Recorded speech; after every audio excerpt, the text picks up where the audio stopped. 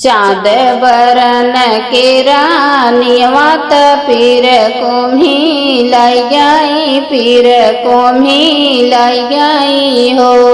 रामाया जुज होती मोरी मैया त बेदन कुछु हरती, बेदन कुछु हरती नी हो।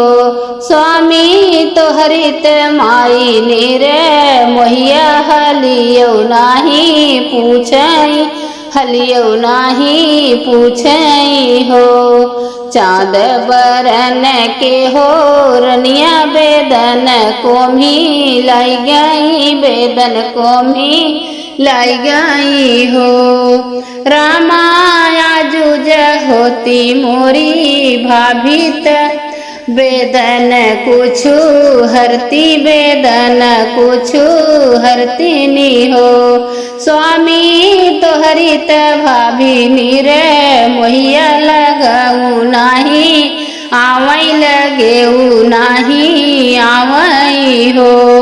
स्वामी तो हरित भाभी नीर दैया लगे नाही, आवई लगे नाही आवई हो।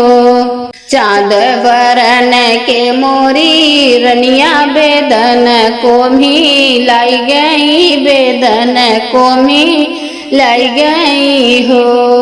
आजुज होते मोरी बहनी त दुख सुखा पूछती नी, दुख सुखा पूछती नी हो। स्वामी तो हरित बहिनी नीर दैया पानी नाही देई, पानी नाही देली नी हो। सैया तो हरी बहिनी नीर दैया त पानी नाही पूछे, पानी नाही पूछई हो।